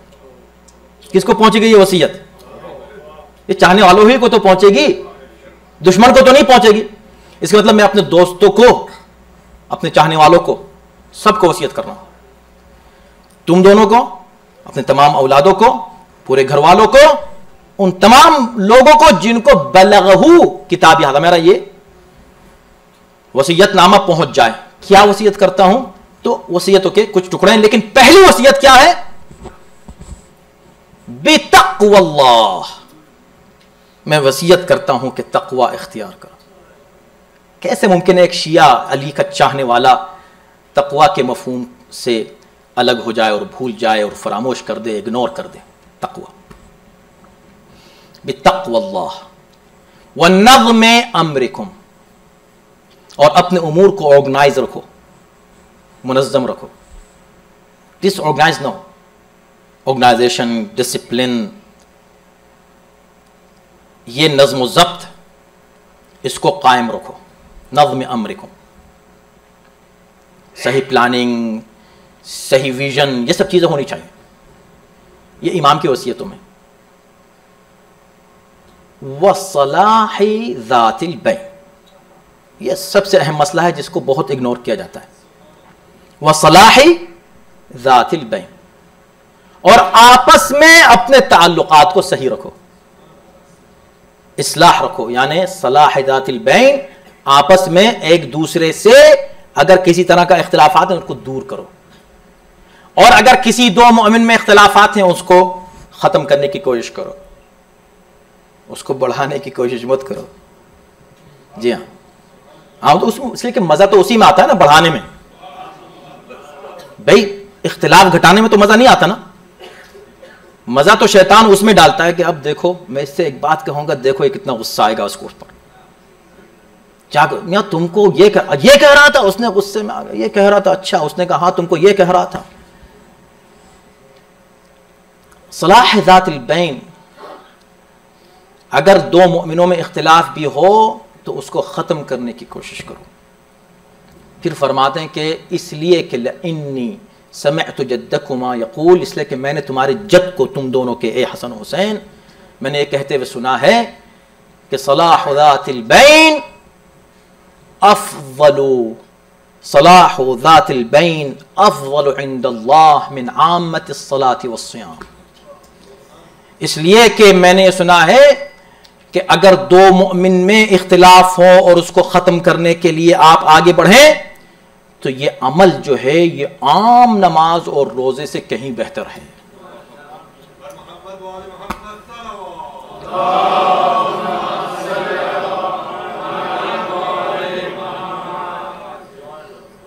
अपने को चेक करें खुद, हर शख्स, आप जो बैठ के यहाँ बैठ के कोई लफ्ज़ निकाले ना, या बाहर जाके कोई लफ्ज़ निकालें, या कोई टेक्स्ट करें, या कोई ईमेल भेजें, या कोई फेसबुक पे कोई चीज़ पोस्ट करें, जो कुछ भी करें ज़रूर, मगर इसका ध्यान रखें कि इससे कहीं दो अफराद में इख्तिलाफ तो नहीं आ रहा है, इसमें किसी की दिल आज़ारी तो नहीं हो रहा है, इस पर किसी पे जुल्म तो नहीं हो रहा है, इस पर किसी पर आपने इल्ज़ाम तो नहीं लगा दिया, इस पर कोई झूठ तो नहीं बोल दिया है, इस तरह कोई इख्तिलाफ तो क्रिएट नहीं हो रहा है, इस तरह कोई ग्रुपिंग तो नहीं हो रही है। आओ भाई हम 4 आदमी ग्रुप बनाते हैं, देखो हम मिल गए, ये लोग गलत हैं और वो लोग अच्छे हैं।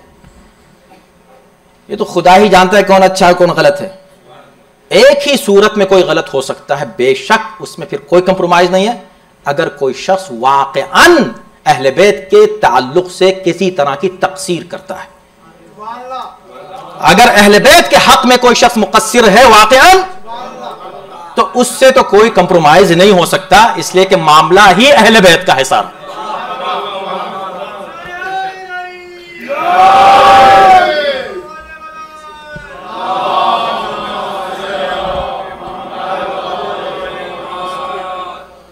इसलिए कि अक्सर लोग कहते हैं भाई इब्ने मुलजिम के साथ देखें हज़रत अली ने क्या किया, इब्ने मुलजिम के साथ क्या किया। हाँ बिल्कुल, कई बार मैं आपके सामने इस बात को अर्ज कर चुका हूं। देखें, तालीमात अहले बैत को समझने की जरूरत है, और समझने के लिए अक्ल की जरूरत है, और अक्ल के लिए लुब की जरूरत है। और लुब यानी वो अक्ल जिस पर तअस्सुब का कोई जंग ना हो, साफ सुथरी क्लीन अक्ल, कॉमन सेंस, उसकी जरूरत है। कहा कि भाई देखें, अब जब हम ये कह रहे हैं कि इतने आप नाइस रहें एक दूसरे के साथ, भाई एक दूसरे के साथ नाइस रहें, अपने दुश्मनों को माफ करें, अहले बैत के दुश्मनों को माफ करने पे ना आ जाएं। अब इतने नाइस बनने की जरूरत नहीं है, क्योंकि नाइस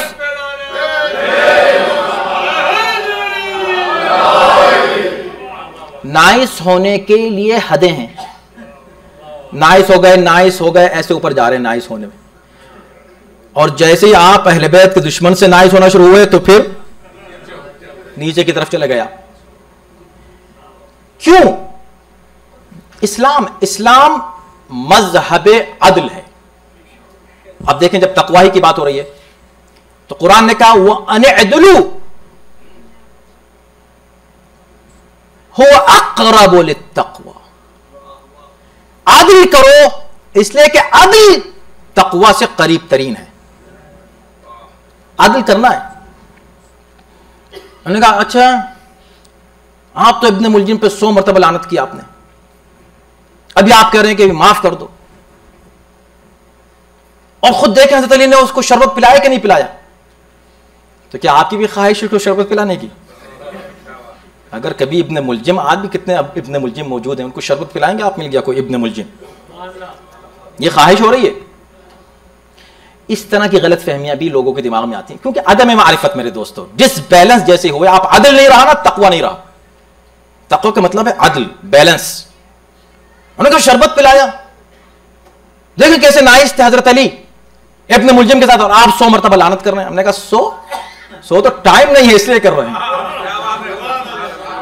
वो तो टाइम नहीं है। हमारे पास कितना वक्त है?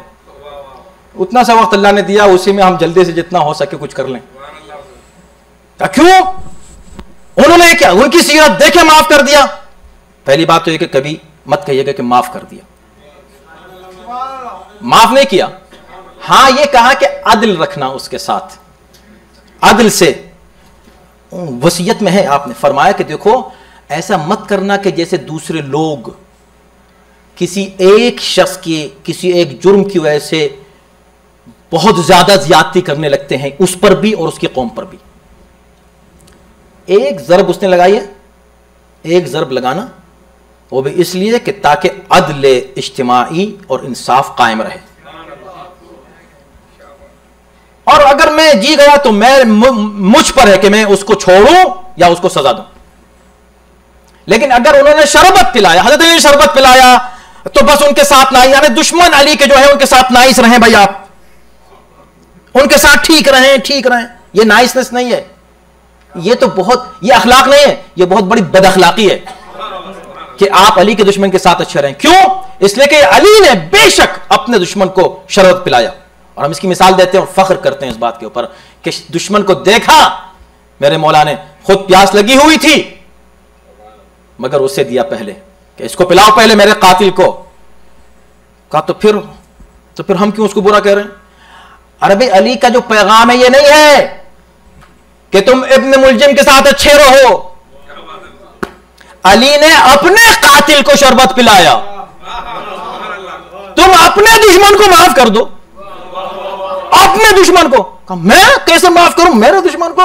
उसने मुझको ये कहा था, उसने मेरे साथ ये किया था, मैं माफ कर दूं अपने? अच्छा, अपने दुश्मन को माफ करने को तैयार नहीं हो, अली के दुश्मन को माफ करने के लिए बड़े नाइस बन गए। अली का पैगाम ये नहीं है कि तुम इस कातिल को माफ करो। मुझे बताओ, अगर अली ने कभी किसी और के कातिल को माफ किया हो? अली ने कभी किसी के कातिल को माफ ही नहीं किया। ये जो खारिजी हैं, खारिजी, पूरा वाकया आप पढ़ें जो आज के खारिज बिल्कुल इसी तरह के थे। ये कोई नई चीजें नहीं है जो ये कर रहे हैं, ये बहुत पहले कर चुके हैं। ये आते थे मस्जिद में कूफे में, आके शोर मचाते थे नमाज के वक्त। अली को नमाज नहीं पढ़ने दे रहे हैं। हद यह है कि अगर नमाज शुरू भी कर दी तो पीछे खड़े होकर कुरान जोर जोर से पढ़ रहे हैं, ये जानकर के अली कुरान का एहतराम करेंगे। चुनाचे अली रुक जाया करते थे, इसलिए कि जब कुरान पढ़ा जाए तो रुक जाना चाहिए। जब वो थक जाते थे तब अली वहां से नमाज अपनी शुरू करते थे। अली की खिलाफत का जमाना था, अली की अपनी ताकत अपनी जगह, लेकिन इस जाहिरी जो खिलाफत की हुकूमत की ताकत थी उसको भी आप जहन में रखिएगा। उसके बावजूद भी इग्नोर करते थे। लोगों को गुस्सा आता था, या अली ये ऐसा कर रहे हैं। कहा करने दो, ये मुझे सता रहे हैं, सताने दो, करने दो। यहां तक कि इनका मजमा बढ़ता गया, बहुत हो गए। इंतहाई शरारतें करते थे, इंतहाई आकर अजियत देते थे, डिस्टर्ब करते थे मसाइल में। लेकिन अली कहते थे नहीं कोई बात नहीं, करने दो। आकर हजरत अली के सामने अली को बुरा भला कह रहे हैं, इंतहाई गुस्ताखाना अल्फाज अली से इस्तेमाल कर रहे हैं। लोगों को जो अली के चाहने वाले थे उनको गुस्सा आता था, अली सबको रोकते थे, नहीं करने दो, करने दो। ऐसी आजादी किसी और हाकिम के जमाने में नजर आई? अदल इलाही है, अदल अलवी। ये अली का अदल भी है, अली का इंसाफ भी है, और ये आजादी है, और यह है रियल फ्रीडम, ह्यूमन फ्रीडम जो अली ने अपनी हुकूमत में जाहिर किया। जब ऐसा होता रहा, अब जंग कब हुई?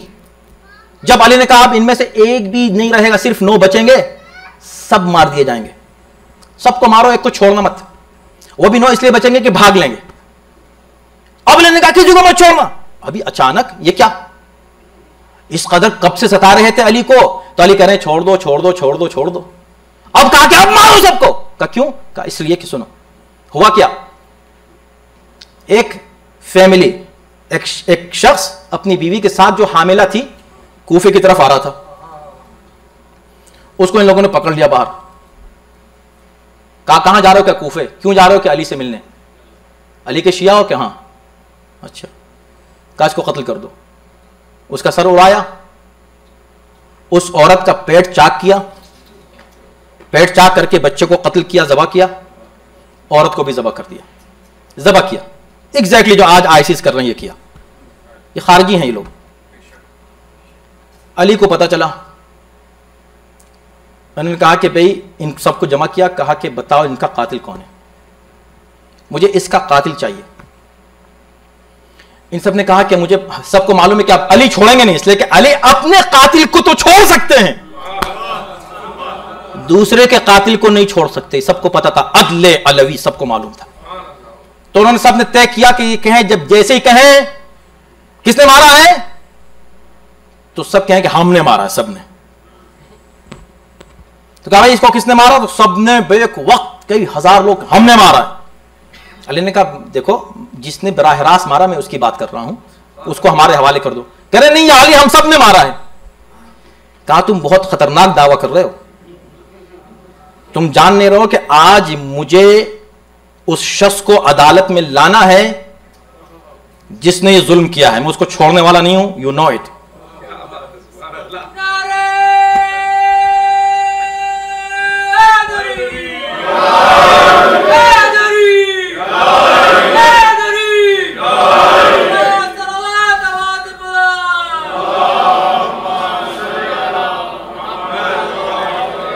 सबर का इम्तिहान मत लो अली के, ये खत्म हो गई बात। अब यहां उसको हमारे हवाले करो, कौन है वो? हम सब ने मारा है। जब 3 बार का हम सब ने कमाया, देखो एक है कातिल जिसको अदालत में लाया जाता है, सबूत मुहैया किए जाते हैं, वकील होता है, वो वकील होता है, वो खुद बात करता है, तरदीद होती है, सब होता है, बाद में जज फैसला करता है कि वाकई ये कातिल है कि नहीं। इसमें एक लंबा प्रोसेस है, लेकिन कभी कभी बहुत जल्दी फौरन मसला हल हो जाता है जब कातिल खुद कह दे कि मैंने मारा है। तुम सब एतराफ कर रहे हो कि तुमने मारा है, हाँ हमने मारा है। क्या तुमने मारा? चलो भाई इन सबको मारो। अब इनमें से कोई बचेगा नहीं। ये अली ने इन खारिजियों को, अगर ये अली को सताते रहते आखिरी दम तक, अली कभी उनके खिलाफ तलवार ना उठाते। अली की तलवार उठी इसलिए कि उनका जुल्म दूसरों तक पहुंचा, उनका हाथ दूसरों के गले तक पहुंचा, तो उसके बाद अली की तलवार उठी। तो अली बोलता ही जब है जब कोई किसी और का हक मारने के लिए आगे बढ़ जाए, या अल्लाह का हक मार रहा है या बंदों का हक मारे, तो अली खामोश नहीं रहता।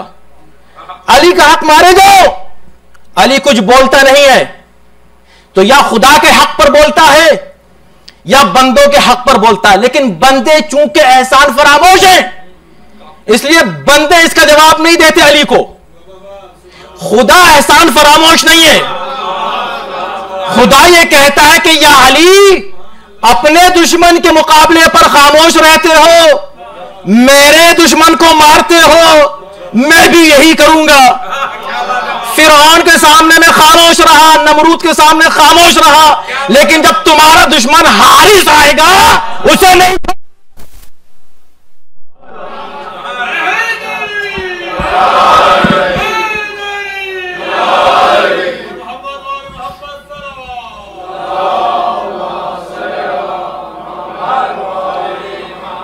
बस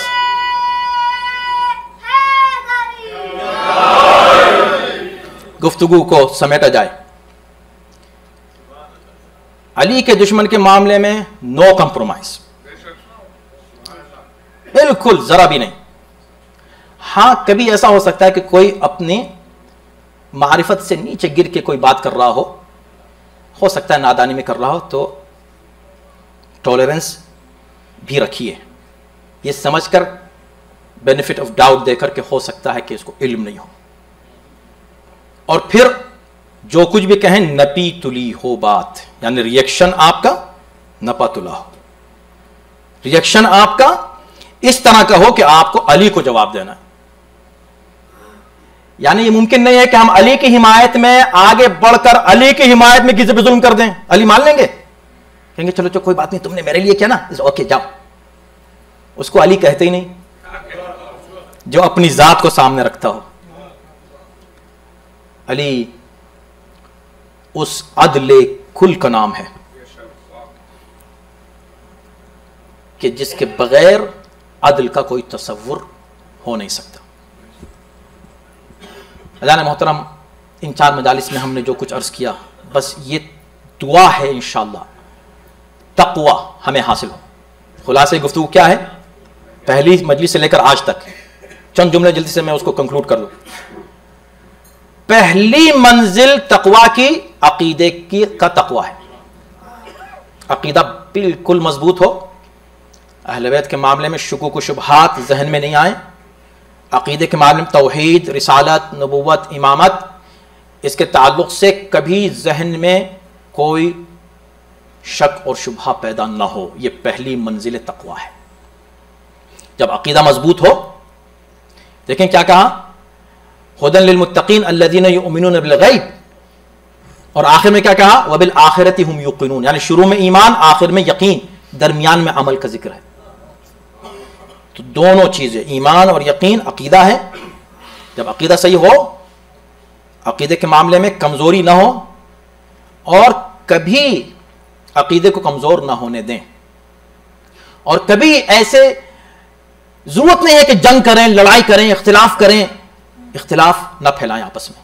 लेकिन हाँ, ये जरूर करें कि अगर आप ये समझते हैं कि किसी एक जगह बैठने से आपके अकीदे में कमजोरी आ रही है, मारिफत अहले बैत में कमजोरी आ रही है, बस आप कहें कि भाई अब हम यहां नहीं बैठेंगे आपके पास, इतना काम करें।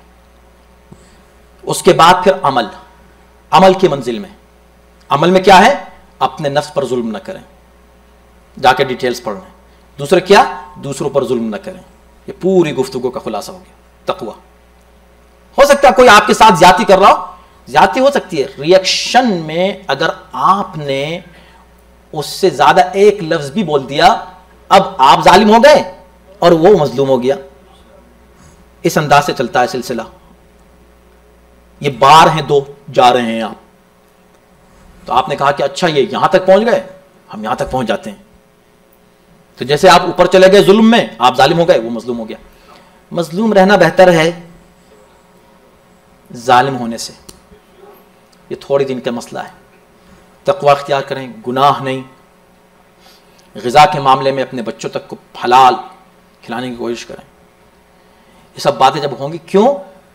इसलिए कि सब का नतीजा क्या है कि जब तक़वा हासिल होगा तब हकीकी माना में हम अहले बैत के दामन से वाबस्ता होने के काबिल होंगे।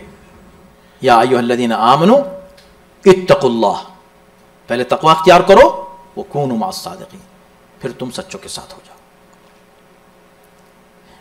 दूसरों के साथ तुम्हारा अखलाक, तुम्हारा किरदार वो होना चाहिए जो अली का था। यतीमों के साथ उनका रवैया क्या था, गरीबों के साथ उनका रवैया क्या था, दूसरों के साथ, नेबर्स के साथ, दुश्मनों के साथ, मुखालिफीन के साथ उनका रवैया क्या था। आपका कौन दुश्मन है? कोई ऐसा दुश्मन है जो अली के जैसे दुश्मन थे?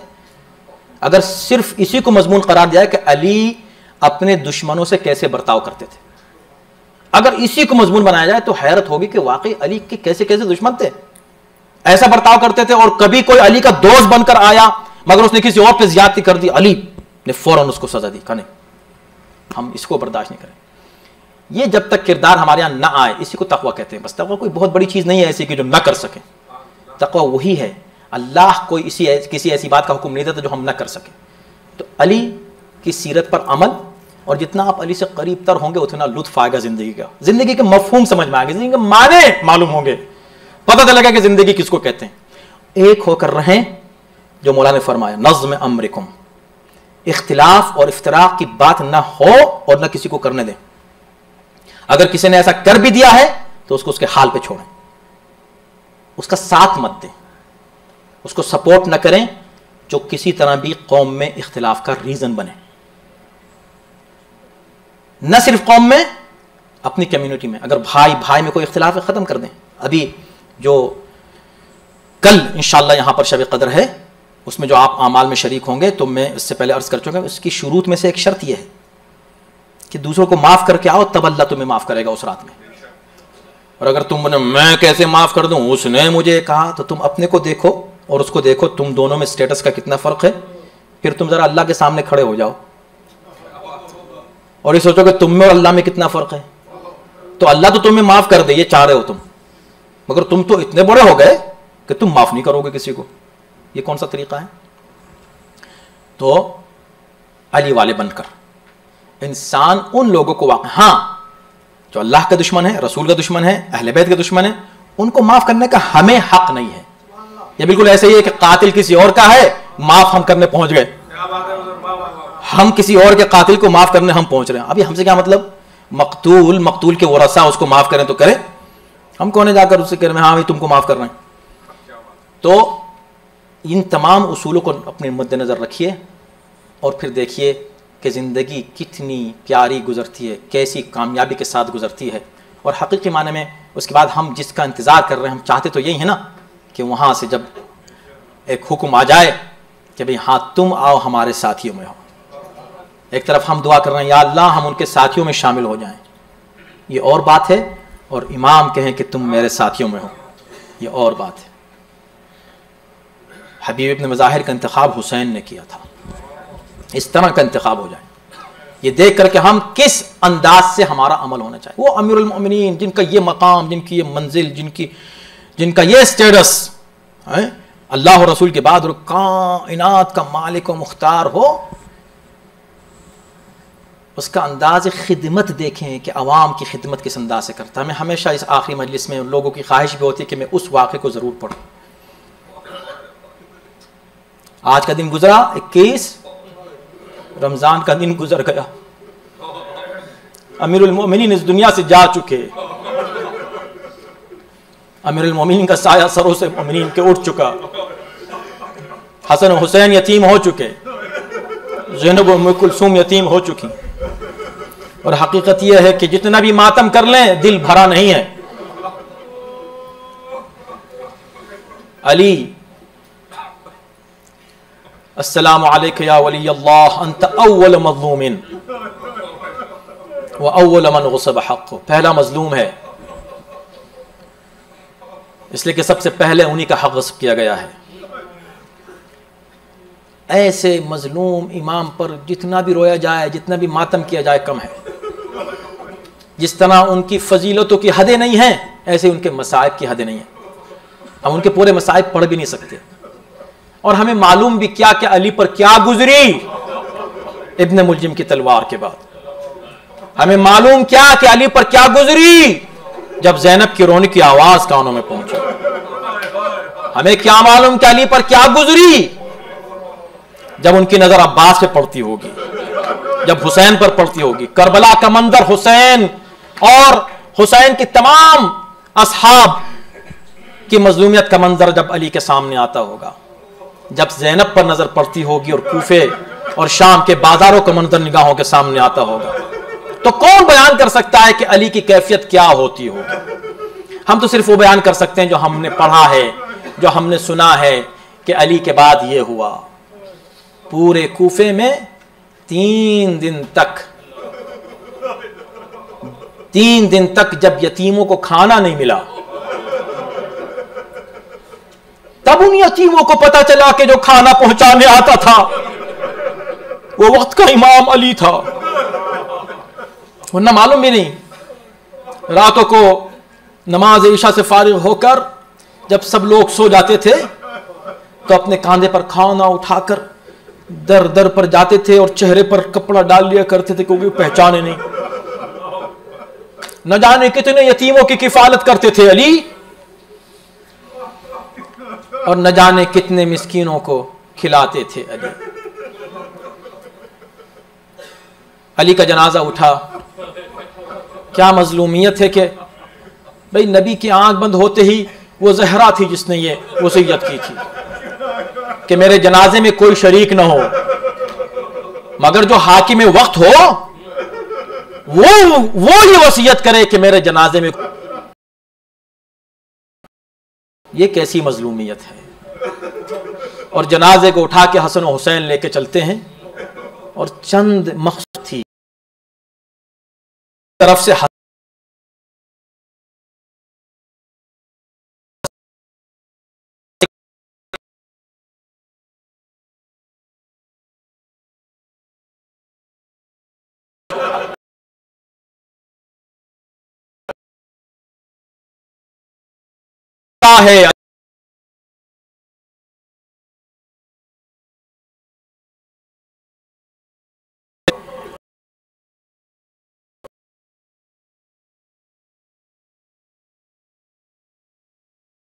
इमाम के जमाने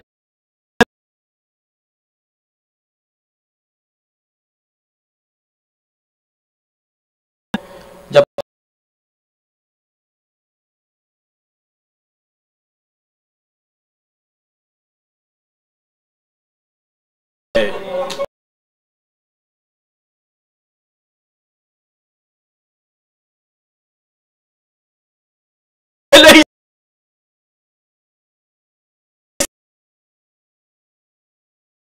है मेरे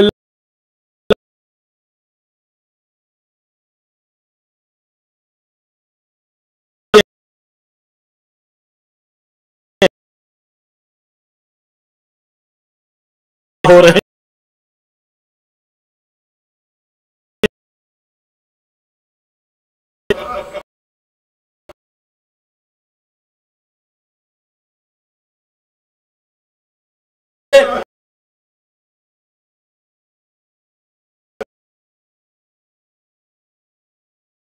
जाहिर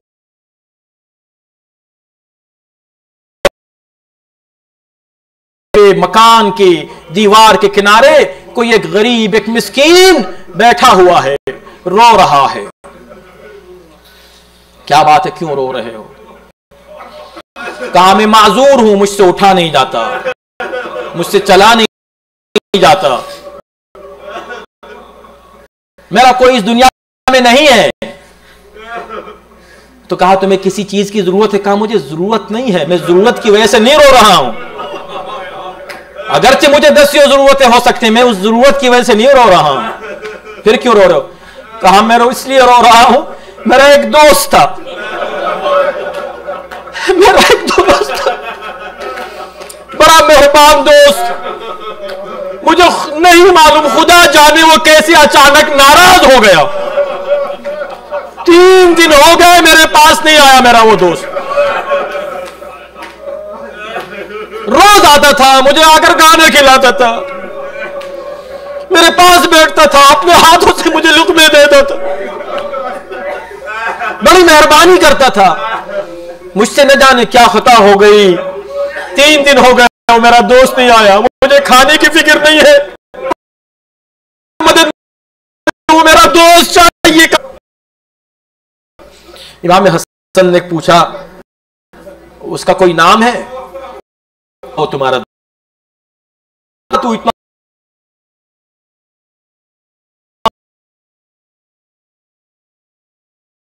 महंगा समझ लो,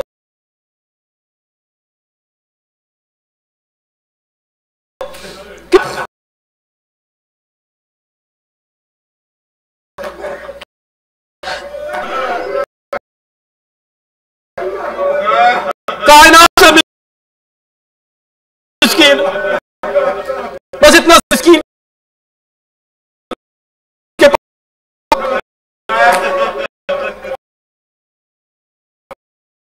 इमाम हसन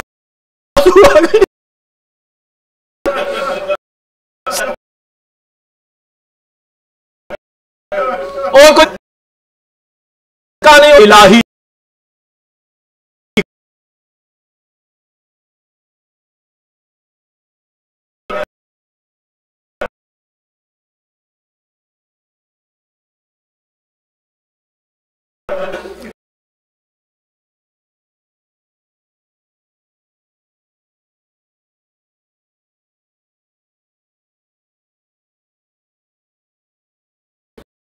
था वो।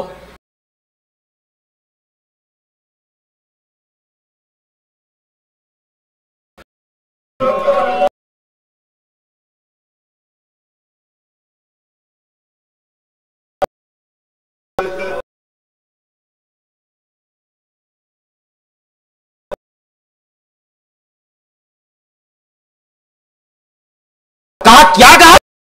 वो मेरे मौला थे, वो मेरे आका थे, वो मेरे सरदार थे, मेरे सैयद वो थे, वो आते थे, ये अली थे। कहा अली थे? कहा मेरे मौला, मेरे आका का कहा तुम्हारे मौला को शहीद कर दिया गया, हम तुम्हारे आका को दफन करके आ रहे हैं। एक मर्तबा कदमों पे गिर जाता है, हसन के कहता है, एक गुजारिश है आपसे, आप उस अली के बेटे हैं, फर्जंद हैं, आप अभी दफन करके आए ना, आप फर्जंद हैं, आप भी तो अली जैसे हैं ना, आप भी तो करीम है ना। अली ने कभी मेरी ख्वाहिश को रद्द नहीं किया, मैं आपसे ख्वाहिश करता हूं, मुझे ले चले, मैं चल नहीं सकता, ले जाकर मुझे अली की कब्र पर बिठा दे, मुझे खाना नहीं चाहिए, मुझे पानी नहीं चाहिए, मुझे कोई मदद नहीं चाहिए, बस अली के पास ले जाओ मुझे। इतना इसरार किया कि हसनैन उसको उठाकर लेकर चले। उस मिस्कीन को जब लेकर अली की कब्र पर लाकर बिठाया, तारीख कहती है अपने खत को, अपने रुखसार को अली की कब्र पर मिट्टी पर रख देता है, या अली आपके बगैर अब जीने का मजा नहीं है, मौला अब मैं एक लम्हे के लिए भी आपके बगैर जी नहीं सकता, ऐसी आदत हो गई है आपकी, मौला अब मैं चाहता हूं जहां आप गए मैं भी आपके पास आ जाऊं। ये कह के रोने लगा, मातम करने लगा, सर पीटने लगा, इतना रोया वही उसका दम निकल गया। इमाम हसन और हुसैन ने उसको वही दफन कर दिया।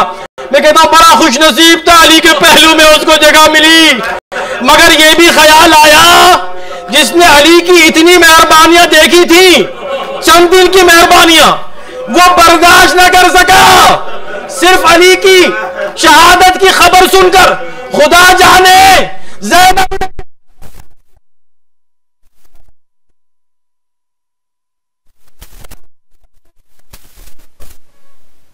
बीवियों ने कैसे बर्दाश्त किया होगा, अली का फिराक बर्दाश्त नहीं।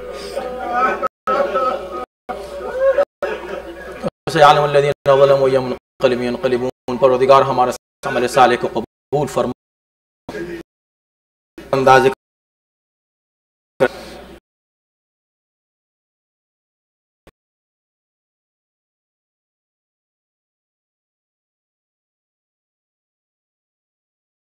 में हमारे की इमामत के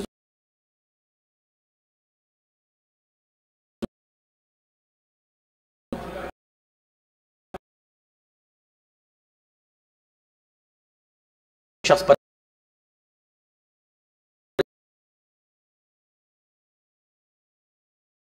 काविश चल